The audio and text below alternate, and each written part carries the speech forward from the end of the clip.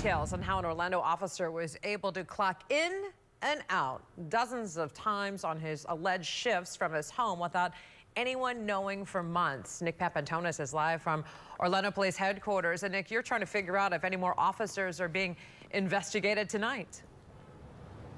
And our sources are telling us there are others. Now, Orlando police say their systems did wind up eventually catching this officer, but investigators say he was a coordinator for this system, means he was responsible for submitting much, including his own paperwork. The court paperwork laying out a pattern. Investigators saying Matthew Fleury, seen here in this 2017 recruiting video, was supposed to patrol iDrive area office complexes 68 times between July and September of last year. These were extra duty shifts, ways for officers to earn some cash off the clock.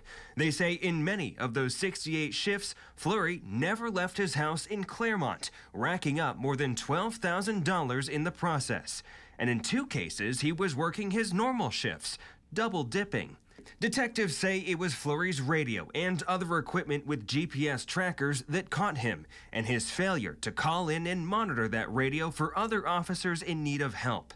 And while the system flagged his activity, it didn't immediately alert his supervisors when he clocked in from 18 miles away. That's because they say Fleury served as a coordinator for the extra duty shifts and had set the acceptable distance to clock into his shifts without generating an error message to 500 miles, enough to get him to Montgomery, Alabama undetected. Officer Fleury did not appear to be home when we stopped by Thursday, and he did not respond to a voicemail we left on his cell phone. He was released on a $1,600 bond after his arrest.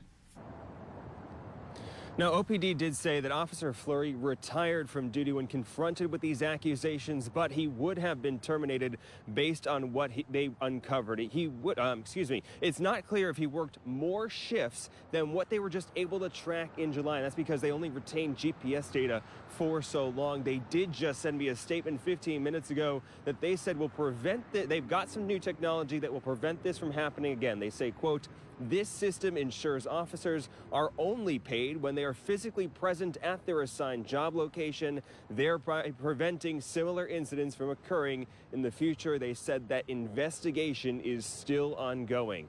Live in Orlando, Nick Papantonis, Channel 9 Eyewitness News.